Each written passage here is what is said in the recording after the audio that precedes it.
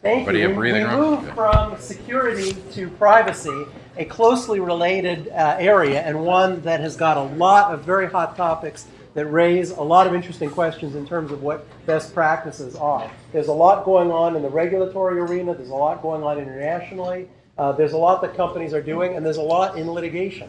I know just from my own experience as an internet litigator in the last 2 years, about a third of my practice has become defending privacy class action suits that 3 and 4 years ago we weren't seeing. And that's obviously not, from a company's perspective, not a positive development. We have an all-star panel here to talk about these issues and to talk about what best practices are. And what I'd like to do is just starting with Ken, ask each member of the panel to spend about a minute telling the audience who you are, who you're with, and then we'll jump into a lot of really fascinating issues. Okay. Can you hear me now? Hi, I'm Ken Abbey. I'm an attorney in the Western Region San Francisco office of the FTC. For the last 14 years or so, I have been the tip of the spear for the Commission's consumer protection enforcement. And so it started out in hard car fraud, and now the Western Region is fortunate. It's one of the few regional offices that's doing privacy issues right now. Tough part about being the tip of the spear is you often don't know why the spear is being thrown, or sometimes who it's being thrown at. But hopefully, neither do we. But hopefully, by the time we're done with this, you'll think that my issue is that I'm sharp and not that I have a pointed head. So, the main thing we want to talk about from the FTC's perspective today is the standards for our privacy enforcement. Hopefully, we'll get a chance to talk about that in detail. Hi everyone, Michelle Dennedy. I am the Chief Privacy Officer and Vice President for McAfee Security, notwithstanding our wonderful founder who has had nothing to do with us for 20 years. That's my disclaimer. You saw his YouTube video this week. Excellent. I'm also the founder of a site called theidentityproject.com, addressing the needs of children in vulnerable populations who are having their identity stolen at an alarming rate with very little recourse in law, news, or policy. So I kind of wear those two hats. Hi, I'm Troy Sauro. I'm privacy counsel at Google, which probably says a lot. I work in the legal department as part of a team that specializes in privacy law. We provide advice both directly to our products and to other lawyers. And we also work on a lot of internal and external compliance and policy issues to the extent that they exist, and they do. And so excited to be on this panel, and thanks for having me. And Scott? Hello, everybody. My name is Scott Goss. I'm a privacy counsel for Qualcomm. I lead Qualcomm's global privacy compliance and best practices organization. So we look at both how privacy affects our products and services, as well as our internal practices for managing our employee information. I'm Francoise Gilbert. I was the moderator in the prior panel, so you've already heard about me, or from me, I should say. I'm a privacy and security lawyer in private practice. I'm the author of the global privacy and security book that tells you everything about privacy anywhere in the world. End of the commercial.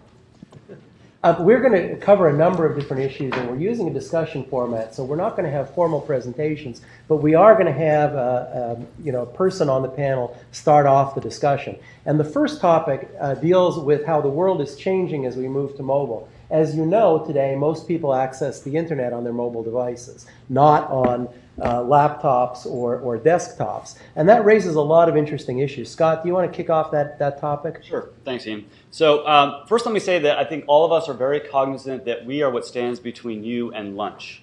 So we're going to try to make this as interesting as possible, and we welcome your questions. We'd like this to be a bit of a dynamic conversation.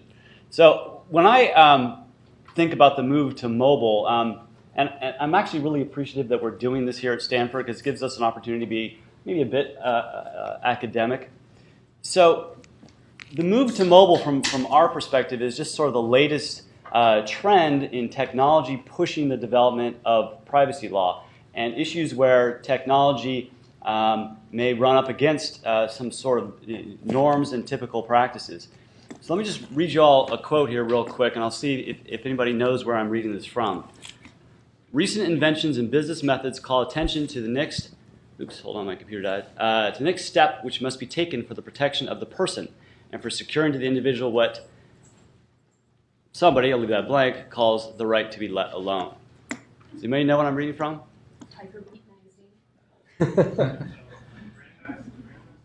So what I'm reading from is an article written by Samuel Warren and Louis Brandeis in 1890.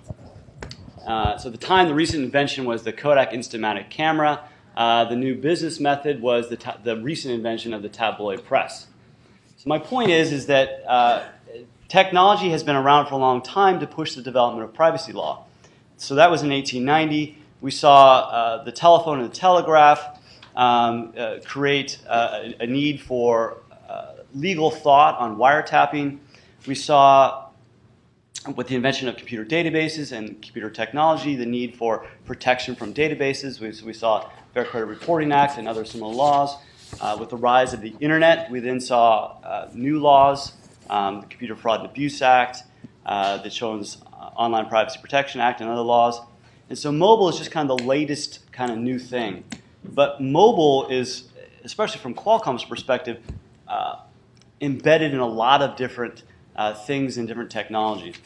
And so there was about 4 different waves that we've seen, and the latest is the most interesting, but it helps to get a little bit of perspective. The first wave was the Gordon Gekko wave of the phone where it's a brick. And that changed things because That's generous. it changed things because prior to the mobile phone, your carrier would be holders of who you called and when you called.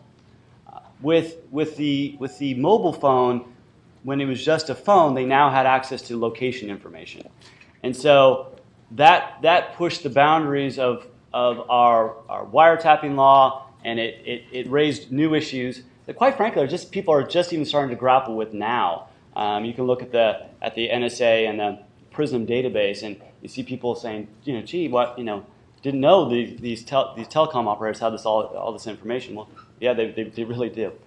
Then the next wave of mobile is when it went from being able to just make phone calls to having a wireless internet connection and apps. And so the challenge for privacy law was, how do we apply the internet structure of privacy law to a mobile device which has a small screen? And so the issue there was largely around being able to communicate the same things we always communicated on the internet to consumers, but in a more condensed fashion.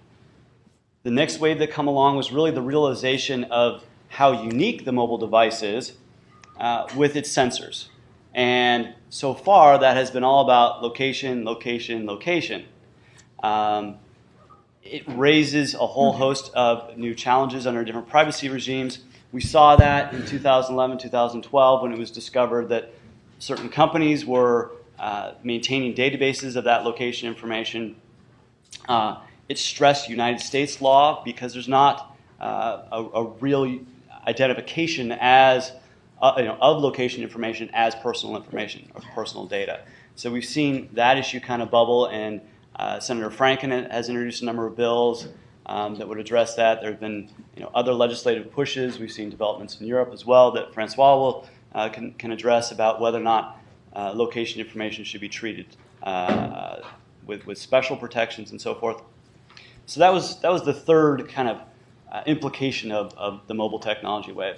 And then the next wave that we're going to see is really fascinating. It's where mobile technology goes from being in mobile devices to what's coined as the Internet of Things, or as my CEO says, and I think Cisco CEO says, the Internet of Everything. And lots of folks think about those things as devices that connect to the Internet. It is that, but it's more than that. It's also technology, some people refer to it as augmented reality. And I'm not referring to what we all did in college. What I'm referring to is the ability to have some sort of unique mobile experience when you point your phone's camera at something physical. So an example might be, you go to a retailer, you hold your phone up to a shirt they're offering for sale, and on your mobile phone it'll display maybe different colors of that shirts that are available. It'll show that shirt on different models and so forth. It's the ability to have physical things have an augmented experience. And then the other aspect of the Internet of Things is the datafication of everything. So I was at a conference recently, and I don't know much about this technology, but it's the idea that you embed different sensors in different ways to measure ordinary things in life. And one that I heard of is the ability to embed sensors in your car seat, because your bottom makes a certain impression when you sit on the car seat, and so you can use your bottom print as a fingerprint so the car can identify, aha, this is you, this is my right owner, I will now let the car start. So datafication of things will be more and more prevalent. It relates to mobile Internet of Things because that information typically may go up to a third-party service provider. And so all these things are creating stresses on existing privacy paradigms. And the paradigm that we have now is really based upon a notice and consent paradigm. And Francoise can tell us all how Europe has additional requirements, but notice and consent are very important. And as we have more things connecting, more datafication, more augmented reality, we have more data, more things that stresses that notice and consent model. So that's what I wanted to lead off with, and I'll let other folks pick up. Sure. Troy? Yeah, so now that Scott has you all ready to run out to your cars and rip apart your seats and make sure it's not checking your weight gain and loss, I'll talk a little bit about sort of, I guess, since this is a best practices thing, some ways to take what he said and, take these sort of advances in technology and make them useful from the perspective of doing one of the things that we're going to talk about here on the panel, which is finding ways to provide appropriate notice to users about these things that are going on. So obviously the baseline for any sort of privacy compliance program is a privacy policy, which should at its very basic level describes the things that you're collecting, what you're doing with them, how and when they might be shared. And there have been a number of guidelines and even laws like CalAPA here in California that talk about the appropriate way to surface that privacy policy to users so that it's available to them. But that's no huge secret to anybody in this room, and certainly I don't dare to call that a, quote, best practice, even though it is. So taking it beyond the privacy policy and talking more about context and the situation that a user might be in any particular time. So we've all written things that we regret, probably. I mean, if you were to pull out for the lawyers in the room, the first memo you wrote, probably would see some pretty embarrassing things in there. And particularly with social media these days, I think that there's this record. So we all can go back and think of things that we wrote that were probably embarrassing or we wish we hadn't said. And the quote that Scott just gave at the start, which was, late 1800s, has, stood the test of time. And why? I think one of the main reasons is that quote doesn't talk about the Kodak camera. It doesn't talk about the specific things that were of a concern at the time. Scott probably wouldn't have read that quote if it did, because it would just seem absurd now. Instead, Scott reads that quote. It seems very enlightening and very brilliant, and then he can fill it with the anecdote that, by the way, they were talking about the Kodak camera. I think all of us here, and those of you in the room who deal with things like clients that want to put sensors in seats, thinking about the context and thinking about the way to describe that to people so that it's meaningful without getting so narrowly focused on the specific thing that it is doing or the specific thing that it entails is important. So I would posit that the focus on mobile as a separate concept or a separate thing that needs to be regulated maybe isn't the right model or isn't the right way to go about it. We certainly at Google, and I'm sure those on the stage who have dealt with the issue of mobile, understand the complexities of providing notice in that environment. And we focus very carefully on things like finding the right way to get notice because there's a smaller screen, and finding the right way to make sure that users are aware of the types of sensors and data that might be collected on that device. But there are going to be things in the future that have small screens and have sensors that don't necessarily fit into the concept of mobile. To pick up on what Scott was saying about the Internet of Things, would a thermostat that records data in your home be considered a mobile device? No, but it presents the same challenges that some of the things that the mobile guidelines have sought to address. Small screen, sensors, the ability to make it a platform that people can place applications onto. And so if you were to write a policy or if you were to write an article that focuses singularly on mobile devices, you would look like Gordon Gekko in 10 to 15 years. So thinking about the context in which things occur, I think, is very important.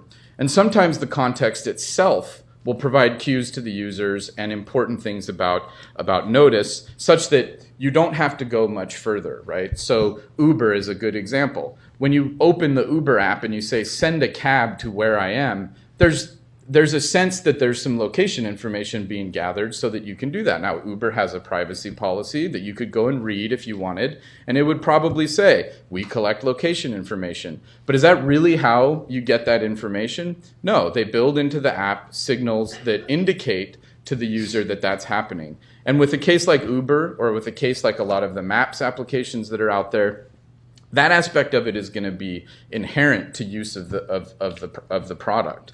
But in other situations, it becomes necessary to find other ways to contextually provide some sort of notice because either the information is not obviously part of the use. And I think that's where a lot of the guidelines that have come out of California, the FTC, the EU, if I recall, Maryland has some as well, is that they give sort of a framework for figuring out the context that you happen to be in.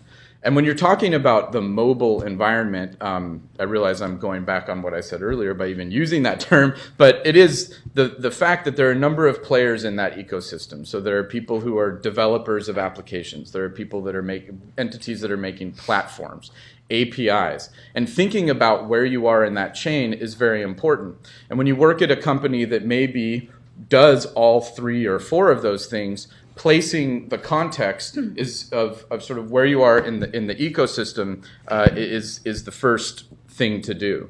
And so if you're developing an app, and again going back to the location example, you're going to want to think about things you can do within the app. So a dot that indicates that the app knows where somebody is. If you're at the platform level, you're going to think about icons and things that can be used to indicate that a service on the platform is calling a function or using some form of location. And so I think that while there are a lot of those things that we all have grown accustomed to seeing, the little arrow when you're using iOS, or if you're on an Android device, the target sign that indicates that location is being used, in a lawyerly sense, those are really, in some way, privacy notices. And I think if you talked to Ken and his staff and to a number of regulators, they would say that those kinds of icons and contextual notifications are very important and in many cases go further than anything you could write in a privacy policy. But Troy, if I may, the collection of information is one thing. Mm-hmm. You can collect anything you want about me. I can? Yeah. All right. My question is, as long as you protect it. Yeah. What are you going to do with it? So I think that also, I think context answers that question as well. And I think that, admittedly, I have been focused on collection, but there are signals that you can provide as to what you're going to do with that information. And the dot in a map is a good example. What's being done with that information? It's being used to show you where you are. If you ask for directions, it's being used to help you figure out the best route to where you want to go. If you're using Uber, it's being used to send you a taxi cab.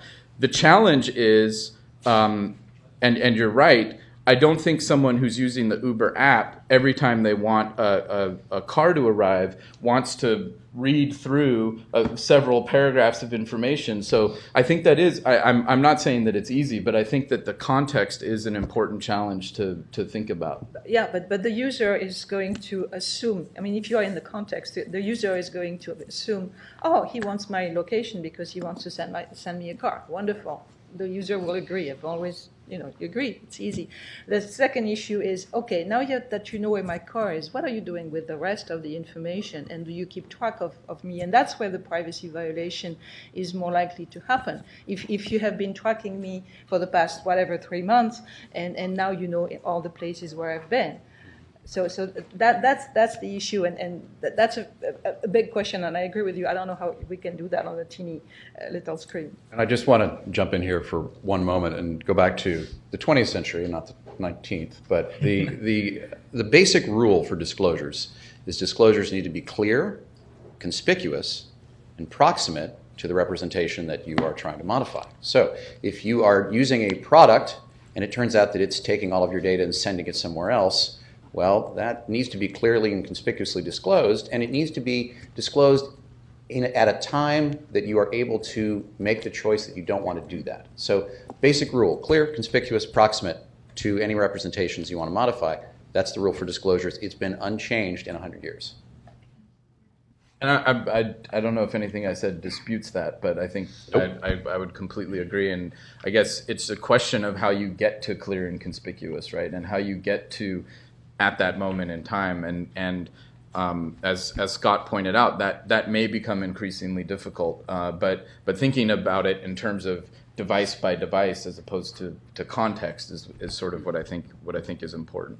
Right. And to emphasize what Troy's saying, a lot of the privacy laws were really developed with this idea of a one-to-one relationship.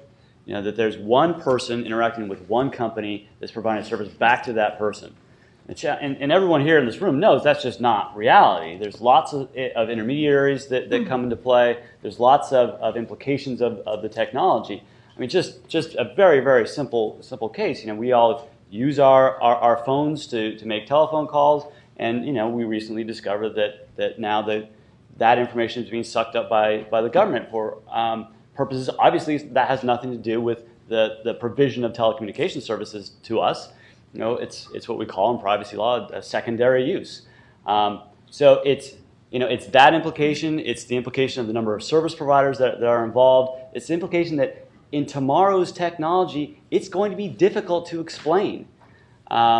It's not so simple as I have this code and it sucks up this data and it goes back to my server and I use it for X, and that's all it does. There's wide-ranging examples of the complications. Here's one. So in 2011, it was discovered that companies were storing location information on the device, and there was a lot of controversy. Well, at the core of it, what were those companies trying to do? They were trying to improve the location performance of the phone.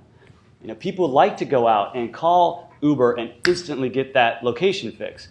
Well, if you use kind of standard GPS, you're gonna press, find where I am, and it's gonna take 10 minutes.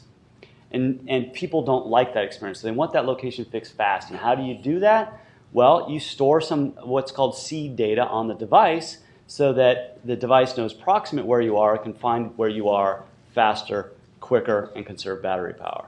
And that was a revelation to people. Oh my gosh, there is location information saved on our devices. And it's things like that that are going to be more prevalent. What about Attorney General Harris's privacy on the go rules? How does that change best practices for companies, if at all? In terms of changing, I think they are what they are. They're a good guide for conversations that you're having, these questions that Francoise raised, and that these are conversations you have with clients. What is the best practice? And I think that her guide provides some useful guidance on what best practices are. That guide talks about context. I think it talks about things like making sure that that the user is aware, as Ken said, at the right moment in time, what is being used. Query whether that does enough to say how or where else it may go. But the other thing that I think has been really interesting about not only the privacy on the go guidelines, but all the others, as I think I alluded to earlier, is the sort of, they aren't chapters, but there's sort of a chapter or a section for platforms and for application developers and for sort of this concept of there being these players that have different challenges. And I think that that's one of the things that maybe in terms of best practices is helpful about the way that some of those guides are organized, is it gives you a good way to figure out, okay, this is who we are, and these are the things we need to think about doing. And I think earlier in the security panel, someone mentioned sort of the difference between, you know, the size and the scale and the abilities of a Facebook and some of the smaller companies.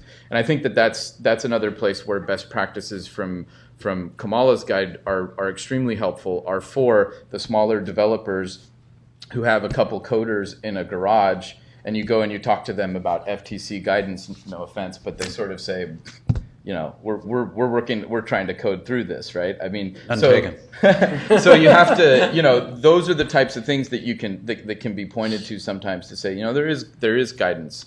So that's sort of how we use that. So can I jump in here and start talking about privacy by design? Sure. Before I have to start drinking something stronger than Diet Pepsi. So I might have something actually. Yeah, a little flask would be fine. It's noon somewhere, right? I'm Irish. It's allowed to be noon. It's noon here. Anyway, so here's my thing on privacy on the go and privacy by design. It's kind of, it's a technical term you might want to write down. I call it guidance schmeidance. It's good. Show it to your clients. Yeah, by I think there's like an SCH. It's, you know, get your Yiddish in it. You know, like throw your Brooklyn into it. It's great to have privacy by design. It's great to have privacy on the go. It's great to have these wonderful, reasonable guidelines when you're giving out kind of pat advice. When you're living the dream and you're working with engineers, you got to go deeper. And so I want to just very quickly, I'm not going to torture you with slides, but I'll read off the privacy by design principles, which are great. I love Ann Kavukian. She's the provincial commissioner of Ontario, who's really been the lead evangelist of these principles and brought them to the International Data Commissioners Conference, and now they've been adopted and talked about quite extensively. And I do think that that's an important discussion to have, all kidding aside. But these are the 7 principles.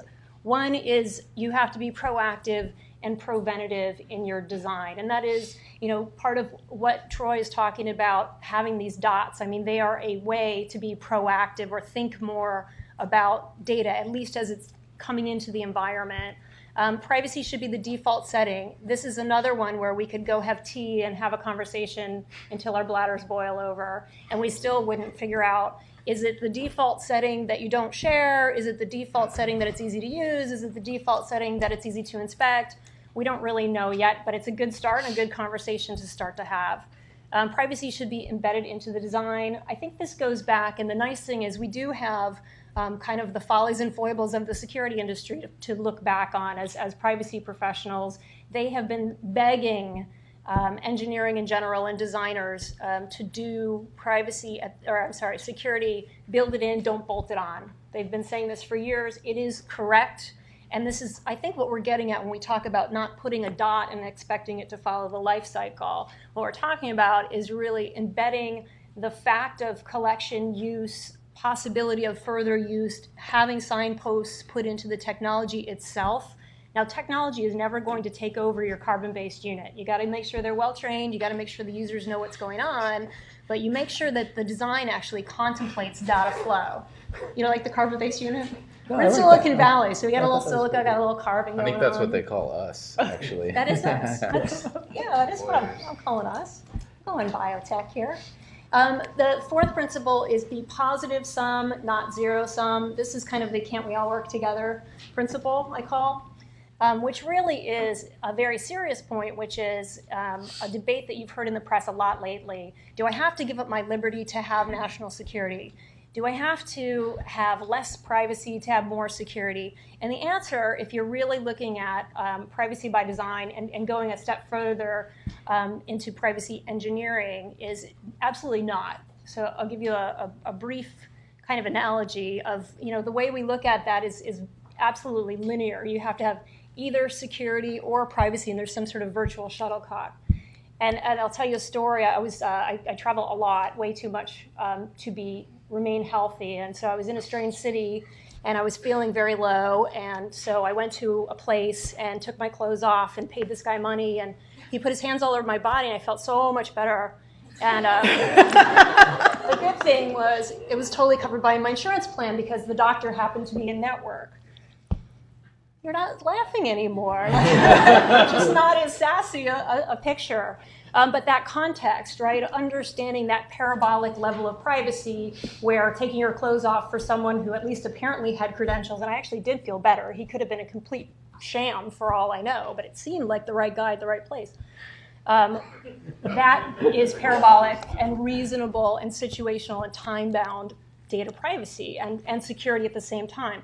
I'm looking for his credentials. I'm looking at my ability to pay and my payor being flexible enough to follow that data that's going to go. My expectation as a patient is still that that information, whether it's in Minneapolis or here in Palo Alto, is not going to be shared, and so on and so on and so on. So I haven't compromised my security. I haven't compromised my privacy. It's parabolic. And that really does play into when you are coming up with creative ways of protecting, at least on the mechanical, situational, and training types of technology interplaying with people that are actually behind all these systems. 5 is end-to-end security. I actually love that this is in the privacy by design principle set because many security peoples, and I work at McAfee, so I hear this every day, they say, well, it's encrypted. You can go away now. Go back to the GC's office because it's encrypted. And then they'll show me something and I can read it and I go, well, you know, I'm not exactly an engineer here, but I can read that. And they're like, and it's not encrypted. Oh, well, it is on the back end. And I'm like, well, when I talk to Ken or Ken comes knocking on my door, he doesn't give a damn about the back end either because you can read it and now my data's gone. He does not. He does not. When it's gone, it's gone. So I have to run off and take my clothes off again. It's totally different. Not in Ken's office. Was this a privacy panel? It is a private panel. Nothing leaves its room. Second, ironically, the 6th principle, ironically enough, is being visible and transparent. I'm a pretty transparent kind of gal. Having a red dot that shows location. Something that everyone expects to see, the little Minecraft handshake that was a part of the brochure materials today. Things that become quite iconic, and I'll point you to self-centered way. And I did copy some of the Google stuff, so you can look at the Google stuff too. But I decided that people really didn't understand security software and technology, and really didn't understand, based on the complaints that were coming into the privacy email, that when you buy security services, you are having a constant machine conversation. There's not one piece of software that's downloaded and it's magically protecting all of your devices without interacting. And I think that was a major misunderstanding. And so I wrote it out in a policy and particularly addressed IP addresses, which I think have been incorrectly stated that they are always personally identifiable. In many cases, they are not. And there are ways that you can use them for analytics so that they are not identifying a person. So it was really important to me to explain that in my privacy policy, and I found it took me 16 pages to do that. And so, I kid you not, 16 pages. So what I did is I actually did a graphic novel because I thought, well, when you think about contracts, so we'll go back to the Brandeis days, it was, gentlemen of letters and land and, gently tipping their heads and talking in Latin. That's not how people are interacting with our systems. That's not how people are becoming informed. So I have a video in there of one of our data scientists explaining how we use IP address. I use cartoon ninjas to actually act out the action. And it maps sentence for sentence, notion for notion to those 16 pages of information. So I'm hoping that this will just be the beginning, because I think if we are really serious about at least the notice and the understanding and the participation of the user with these systems, this visibility and transparency shouldn't just be, how do I cover my butt? It really is, how does this technology live, work, and die in the information? This is information about people, after all. So I think that's a critical part of design. And then finally, the 7th principle is user centricity. So it really is having a user interface so that you can have more control over your data as an individual. Now, the reality is the more data we generate that's actually valuable to us, the common consumer actually wants less hand-to-hand combat type of control. What they want is they want kind of mass control, understanding that categories. So my banking data is doing one thing. My commercial data, I want this type of ad. They don't really want every time an email talks to another email or another cloud talks to another cloud. They don't want that situation point by point. So I think the game is on for the innovation community to come up with more ways of categorizing information, controlling it in the right ways, notifying it in the back end, because the front end we're really innovating. And then the final point on just the exemplar of mobility and mobile phones. We had all these people, after I'd drawn out these pretty cartoons, they don't render terribly well with text on a teeny mobile screen. But the amazing thing about phones is they actually work as like phones. So it's incredible. Who knew? So I know, hell shock. So what I did is I actually sat down and I recorded a voice recording. And I do a lot of health advocacy work with the MS community. And there's a lot of people with low vision. And so access is also very, very personally important to me as well. So I actually read the policy. Now, mind you, the secondary use of this thing is there's this sweetheart, his name is Craig, he works with marketing, and he did all the sound recording stuff. And so it's me and Craig, and I'm reading 16 pages, and I'm thinking, wow, this is such a good policy. Who wrote this? She must be awesome. And I look over, and there is Craig slumped over fast asleep. So I do warn you that if you do listen to my policy in your car, it can work as a soporific. I'm not sure how we can follow from that. But actually, I do have a question that arises from it. If you have 16 pages of information, which actually is terrific because it fully lays out the issue, some have objected, okay, there's too much information, the average consumer isn't going to read that. And I know the FTC has suggested that layered privacy policies may be good. Maybe you put the key point up front and then you drill down. Now, as a litigator, that concerns me because even though that makes complete sense, the reality is if you have to drill down to find something, there's going to be a privacy class action lawyer somewhere, and at least probably 1,000 of them here in California, who will say that whatever it is you put later on in the back should have been put in the front, and that's a cause of action.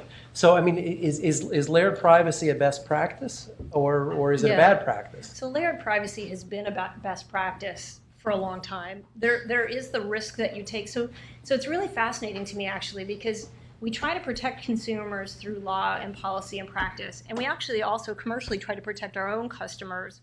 So you want to have this really clear conversation with your customer, but you don't want to overwhelm them. You want to make sure that you've got enough data to satisfy a world of regulators, a world. So it's very tricky to make sure you have all the right local language and local kind of magic language from various parts. I mean, South Korea right now, it's enough to make you not want to have Korean barbecue anymore. The stuff that you're supposed to put in your privacy policy. Or Korean products. Or Korean products anymore. But there's no magic language in the United States. There's no magic language. There's just magic and sparkles in the United States. And Ken. Layered doesn't have to mean a privacy policy that trees down into other links, right? There are other ways to provide layers on top of a privacy policy, whether it's settings. You talked a lot about control. Query how much transparency really helps, but I think control sometimes is a better principle when you're talking about layering some of the notice about what's happening. So it's also the product, right? So G+ should be different than search. It's a different type of interaction. There's different types of things you might want to put up front when you're talking about social networking versus just using a search product, right? So there's different, it's not just layered in terms of when you get to see it. It sometimes is what's the most important and pertinent piece for that consumer. There are layers of layers. There's layers of layers. We must go deeper. Right. And I also would say that Ken's office has provided some guidance as well on the enforcement front with their action against Sears Holdings. They were burying certain information within their long privacy policy that they weren't doing a very good job of enunciating out in the front end. I can let Ken, if you want to jump in and explain it better, you can. To put it mildly, I mean, you may be familiar with the Sears thing. They offered people $10 to have an app which supposedly would track your browsing, and that's what they told people on the front end when you were signing up and when you got your $10. And if you read through the privacy policy, it said, in addition to tracking your browsing, we're actually going to take every piece of information that flows in and out of your computer and look at it, including stuff that comes in and out of your bank accounts, your emails, the actual text of your emails, that sort of thing. So the Commission said that this is, as you probably know, there's two prongs of our enforcement system. One is deception and one is unfairness. We said this was deceptive practice because what you told people up front was we're giving you $10 to track your browsing, and then in the beyond fine print, what you told them is, and we're also taking all this other information. So in the Sears case, Sears settled and agreed not to do this practice again, but the lesson for that is if you're going to be taking data from people and paying them or providing some kind of compensation for it, you really need to tell them exactly what you're taking. So I want to add to this because this is a really important point, particularly if you're advising in-house or you are in-house, which is I wonder the people at that retailer, were they ever really going to ever use that banking data? So when they designed the systems and started capturing information, what was the ROI for that data? And obviously the payout from a reputation standpoint and from the lawyers that they had to hire to defend themselves and ultimately to settle this case really added up to a lot of heartache that probably had they done privacy engineering on the process or done a privacy impact assessment before they went out and gathered that data, I guarantee you they didn't get enough internal intelligence that they couldn't have gotten from other more legitimate sources before It's they hard. started. It's hard to assess the ROI if you don't know that it's being collected. And Yeah. so figuring exactly. out and having that inventory Yeah. is a really And important. that's why you gotta it's do a it. best practice. Yeah, You but gotta hold on. do it Clearly early. they did. Clearly the attorney did because he wrote it. Well, yeah. into the privacy policy at the back end that But described he it all. didn't say banking data. Yeah. I think there was excess flow. He said enough that he should have known. I mean, it goes to the job of the in-house counsel is to dig a little bit deeper when your client is giving you information to write your privacy policy. And I think that whole thing was just a matter of lazy coding. That somebody had wrote this app and they said, well, just suck everything and we'll figure it out later. And then it was the attorney that just wrote, okay, we're going to suck everything in, right? Well, I'll, just as an aside, I don't want to always complain about the engineering folks. I mean, marketing is a big problem here too. I mean, and so the marketing people want to sell their products. They want to provide people with reasons to use their products, so they're likely to say, absolutely everything's protected when they didn't actually bother to check with engineering, who actually knew what was going on. So don't forget marketing. Yeah, no, that's a great point because I don't mean to imply that technology is either a great good or a great evil at all. It's simply a tool that's doing things that we tell it to do as human beings. So if the marketing people want to do something and they ask for a tool to be built either homegrown or strapped together from other sources, which can be just as problematic from a privacy perspective, when I say the term privacy engineering and privacy by design, I truly mean systemically who's going to touch it. Is it marketing using it? Who's collecting it? What's the legal review going to go on? Is there special training from the HR perspective? Everybody gets involved. Data is an incredibly horizontal function within your organization. So if you're advising clients, I absolutely agree with that. You don't just look at the tools, you look at the people who are going to pick up the tool and do something with it. I think you're making a very important point, that the privacy policy is just not the interaction between the lawyer and the company. It's having different division participating from the marketing to the HR if there is an HR issue to the techies, the security, and so on. You really need to talk to everyone in the company and not just one who is going to summarize and put a twist on the information. And it makes this practice really, really fun. I have to say, this career has been a gas because you're talking to HR people who want to do keystroke logging on employees for some godforsaken reason, and then you want marketers that think, wow, what if I got all the information about all the kids of our users, and then we got the kids to be RFID tagged, and won't that be great? And then you get your CEO, not my current one, but a last one who said, there's no privacy, get over it. Whee, thanks, Scott. That was fun. That budget cycle was great for me. So it's a fun practice. It is very challenging because Where do I begin? Yeah, where do I begin? It's so crazy. And his lawyer might be here. He's got a new social networking site, so that's lucky for us. Ken might have a way to help you with your next budget cycle. Yeah. No, it's semantic. S-Y. No. But the point is that it really is, and as you're acting as a lawyer and really committing to best practices, if you think that your job is done when you're done looking at the insurance policies, the vendor agreements, and writing the privacy policies, That's absolutely just basic table stakes. Your job is really getting out and about, interfacing with as many people in the company and customer fora as much as you can to understand what is the data asset within your organization. Are you leveraging it correctly? Are you protecting it correctly? Is there anything unexpected that you're doing? And the answer is probably yes to all of those things. And then you kind of take it back home into the privacy group and figure out what to do next. We can all muse on how much users read and digest privacy policies, but one thing we can be sure of is that if there is a situation or a problem, I can pretty much guarantee what the first document that Ken and his staff are going to go read. Mm-hmm. And so there is sort of and I think Francoise is right, like there is a very broad dialogue that has to occur when those statements are made in terms of making sure that everyone understands that they've been vetted and they're accurate. So one other group of people to worry about besides the ones that Michelle identified are privacy class action lawyers who've been very aggressive in this area, particularly in the last 2.5 years. And obviously there sometimes are cases that are more clear-cut. The privacy policy says we will not share your information, and in fact you're selling it to third-party pornographers in Eastern Europe and North Africa. That's a clearer-cut case. The reality is most of the class action litigation is not that way. A lot of them are gotcha cases. And increasingly those cases are being brought in the Ninth Circuit. There was particularly because a lot of these cases are cases where the plaintiffs don't have any injury or harm.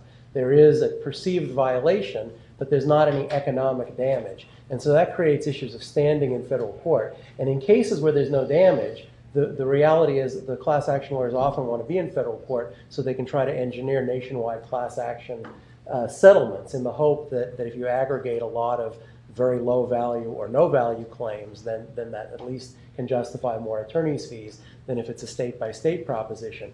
The reason that most of those cases are now in the Ninth Circuit is because the Ninth Circuit has held that for purposes of standing in the Edwards case, if there's a federal cause of action, even if the cause of action doesn't require, if the cause of action itself doesn't require a showing of damage, that if you can show that you meet the elements of the statute, then you have standing in the Ninth Circuit. That's not the rule in the Seventh Circuit. It's probably not the rule in a lot of other circuits. So we've seen in the last year or so really a big shift. A lot of the bigger cases are brought in the Ninth Circuit in California. And there are a couple of different approaches that you can take. You can certainly settle, and sometimes companies want to settle quickly because the reality is adverse publicity is not a good thing. On the other hand, if you settle quickly, you sometimes get sued over and over again because you're identified as a company that will pay. And I consider as a best practice for companies, if you're sued in a case that you can win and you can settle for a small amount of money, because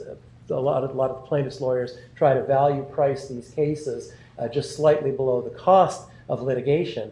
You should not do so, and you should actually fight and win because you can win these cases. And I've done so, and Mike Page and others in the room have done so. And then if that happens, you're less likely to get sued thereafter. But I'm interested, from a more practical perspective, what the panel thinks in terms of the alternative between fighting cases that you can win and settling cases, because then you get out of the press, and it's a cheap way to get out. Always settle with the FTC.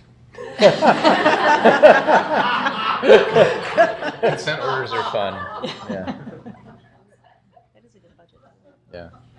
So I saw a lot of heads nodding and shaking before Ken gave the punchline. Sorry. Remember how he said he was the tip of the spear? Yeah. He's got us all filleted. Well, thankfully, is this table made out of wood? Can I knock on it? Thankfully, we haven't had to make that choice. I don't think either one would be particularly attractive. I've always counseled that I think the bigger risk is not the damage award. The caveat that, well, maybe I'd change my mind if it was a major class action, but the distraction of executive time to address the issue, the damage to our brand in front of the press and the public.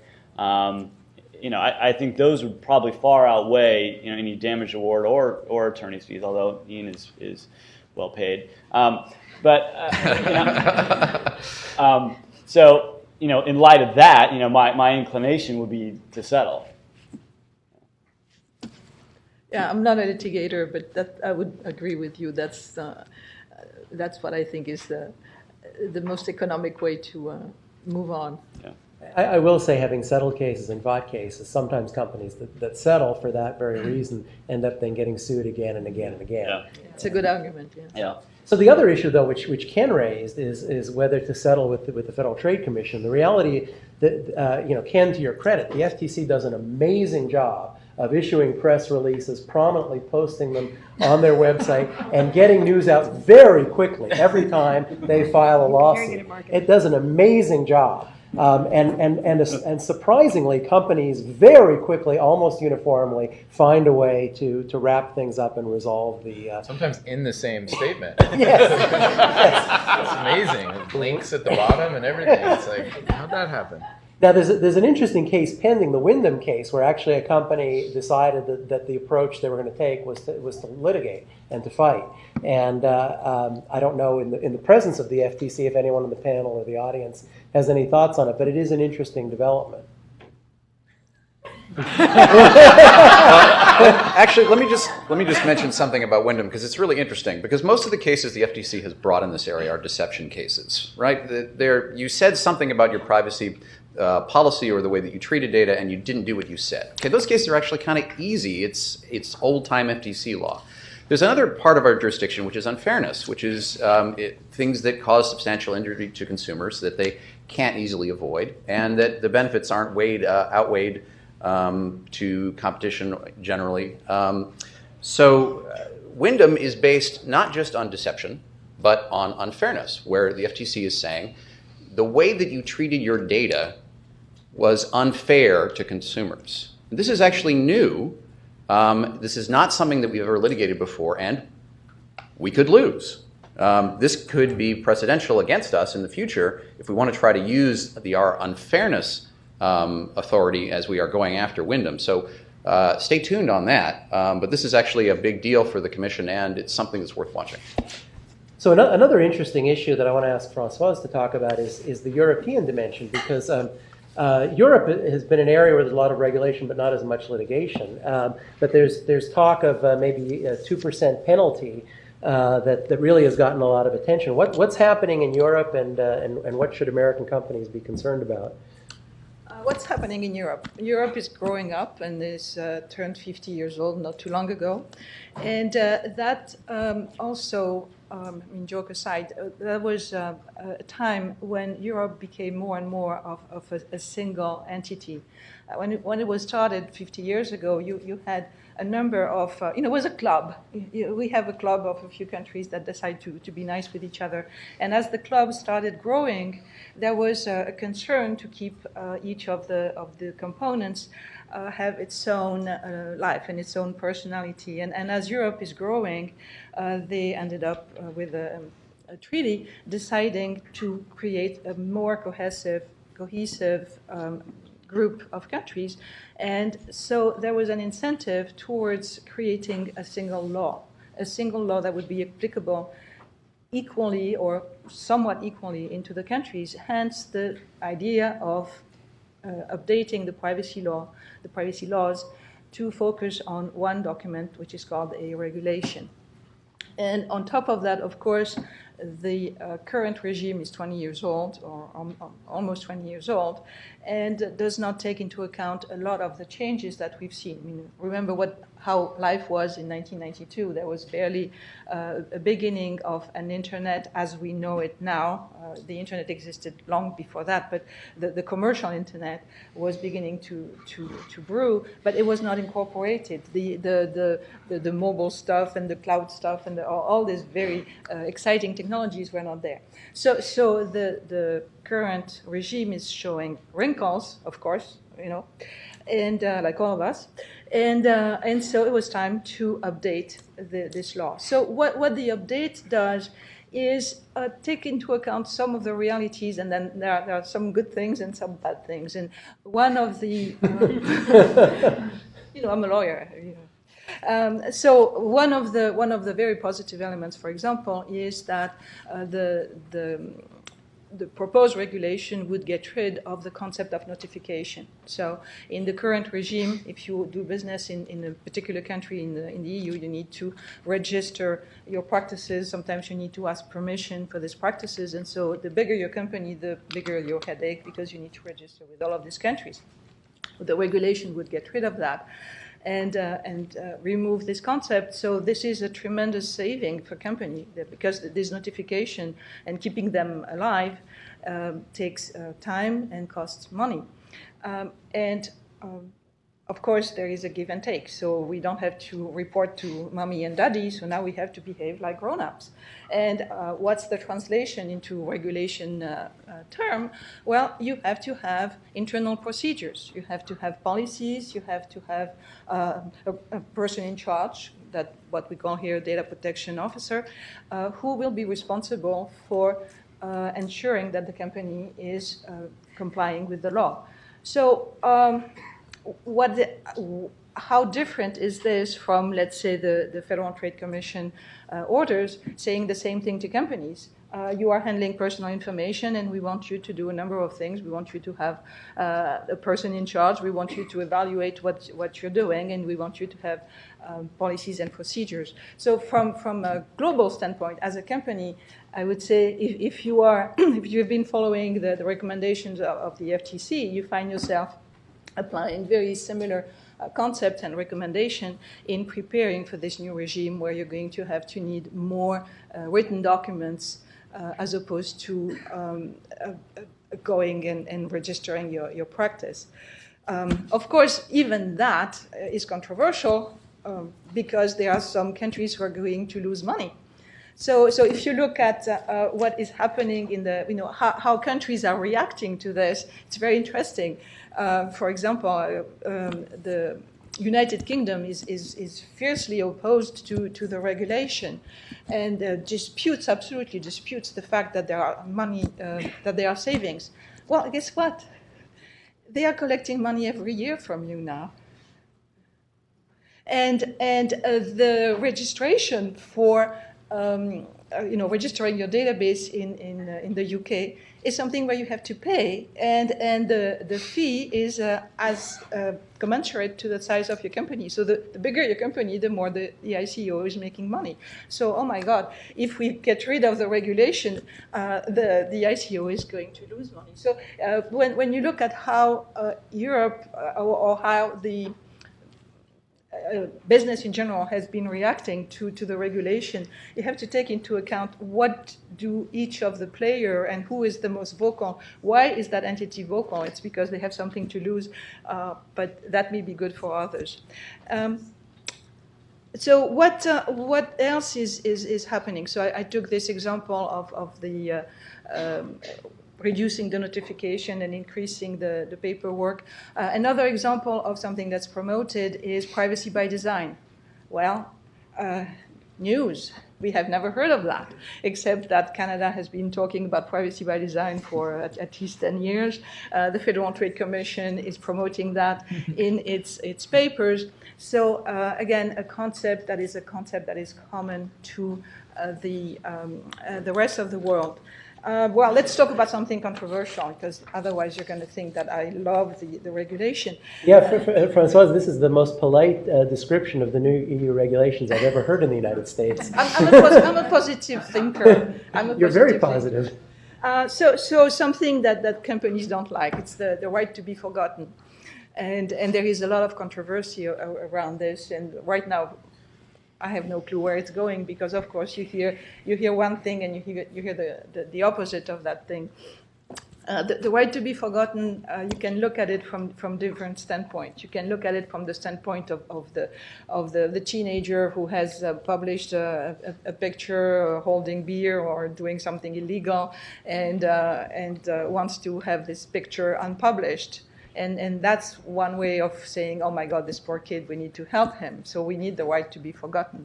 And on the other end, you have another concept, which is if there has been let's say, a case, let's take a murder. Let's make it dramatic.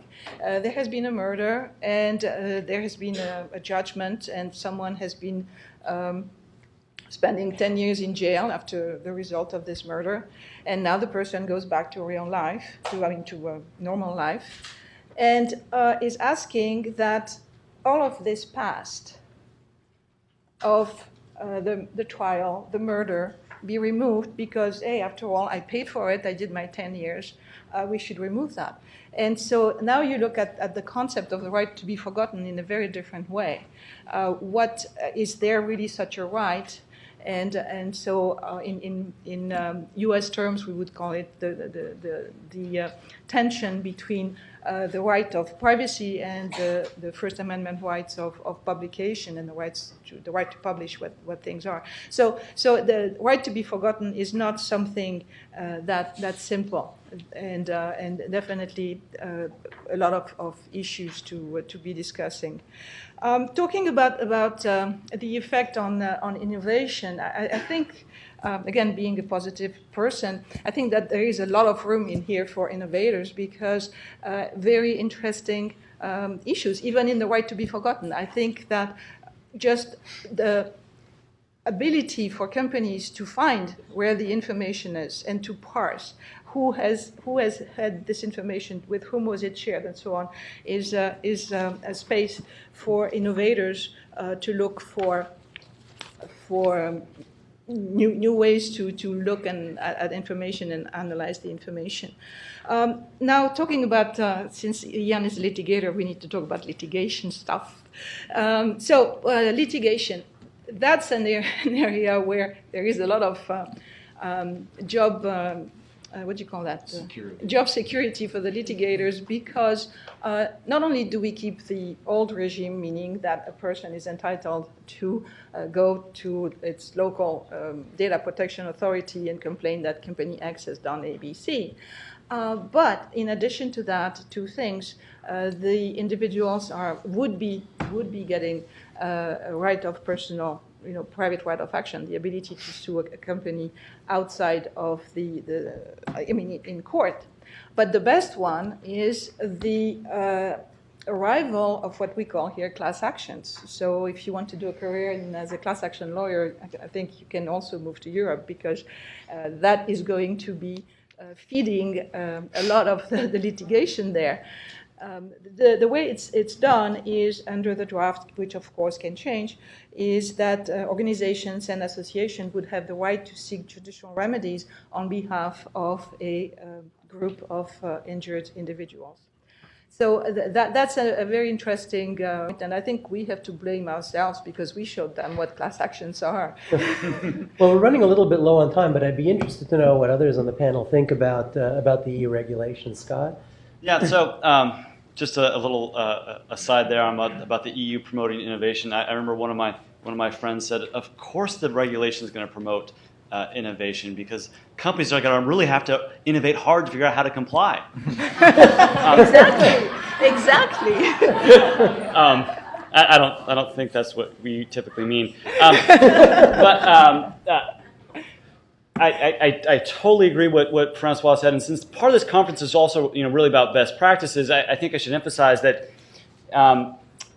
in the EU there's a much broader concept of what is personal data, and it's not found in the U.S. law. As Michelle was mentioning about IP addresses and how sometimes it can identify an individual. Well, under U.S. law, I don't think there's been ever a situation where an IP address was personal information.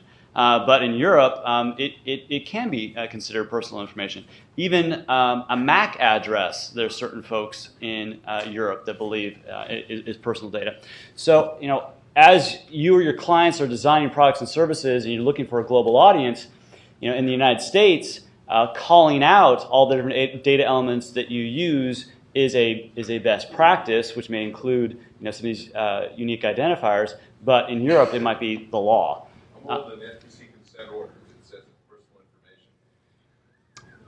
It's a consent decree. That's not law, and so we can debate that with Ken. Well, but don't forget about don't forget about CAPA for kids. That is a persistent identifier if you're dealing with kids. Yes. When you're not using it for an internal purpose, right, Ken? Right. Yep. Okay. Within security. Still a persistent identifier, though. Yes. So that's one thing I wanted to mention. And the second thing is, for European law purposes, privacy is a fundamental human right, which is a very different mindset than from the United States, which the privacy laws are really about prevention of harm. And so when Ian was talking about class action lawsuits and litigation, Europeans don't have to prove harm. They just have to prove that you didn't comply with the regulation. There doesn't have to be an injury. So that's just a couple thoughts. But I think, you folks' takeaway, one of the big takeaways from this should be that, privacy is something that you need to think about in the development of your products and services, not only for legal compliance, but also for best practices, for protection of the brand. And doing that is hard. And it's hard because it's complicated. And as Michelle was talking about privacy by design, I think that the end analysis of that is really, it means getting involved early in the development life cycle and really doing your homework and figuring out, what is my software doing? And when we're talking about the Series case, it might not just be an issue of disclosure, because when that engineer was designing that code before it went public, at that point, for an in-house counsel, it was a data minimization issue. And if they had stepped in and said, hey, there is no ROI in collecting banking information, let's redesign the code, that's privacy by design in the development of the product, then they could have gone out with a privacy policy like they did and not had the same problem. Troy, any last thoughts? I think we're out of time. But summed it up nicely. Michelle, any final thoughts? Just a quick one. I could go on about the right to be forgotten. It's a massive societal ill. It's not just a technology problem. It's not a compliance problem. It is a huge, huge, huge mistake to legislate the things that even our philosophers haven't discussed. If we're trying to remedy a harm of old Facebook pictures, it's called time.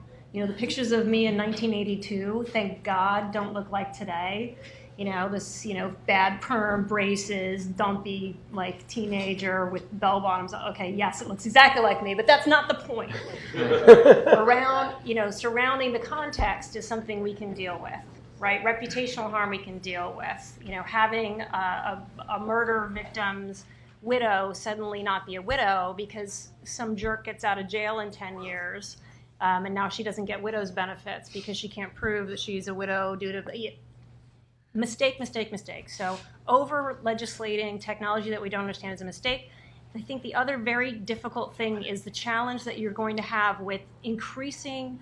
It is easy to see that data lost was data negligently managed. So the more security you deploy around your data assets, the more information you will collect, the more risk you will collect for privacy. And so there's a very big balance here. The more I want to protect kids, the more I need to grab their IP addresses. The more I have to make sure the notification is correctly deployed to their parent or guardian. The more I have to authenticate that is a parent or guardian, and so on and so on and so on. So when you are advising in this field, remember to look to your left and look to your right, to the technology, to the business practices, as well as to some of your sister disciplines around you, so that you make sure you're not just looking at one field of law in one geography, so that you're well advising your clients to the best of your ability. One thing that I'd like to add, which I forgot to mention, and it's very important for global companies, is that in the proposed regulation, the EU is proposing to take our concept of security breach, but multiplies it by 10. And that should be a very important concern for companies who are global, because they are taking just simply our concept of disclosure of security breach. But right now, the time frame to make a disclosure is only in the 24 hours or 48 hours, I forgot, range. And so from a company standpoint, all of my friends in-house are not shaking their heads and saying, what are we going to do? And so as if you have a global company, you need to really be thinking about this. What am I going to do? What am I going to tell them in 24 or 48 hours?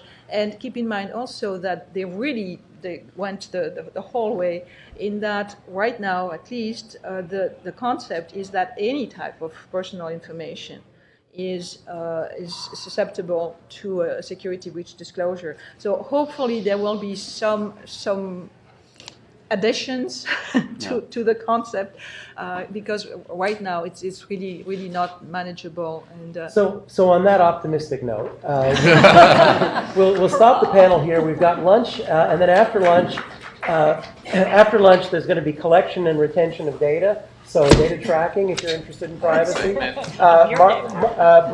marketing to children online, branding and trademark challenges and opportunities, and collection and retention of data. Thank you very much to the panel.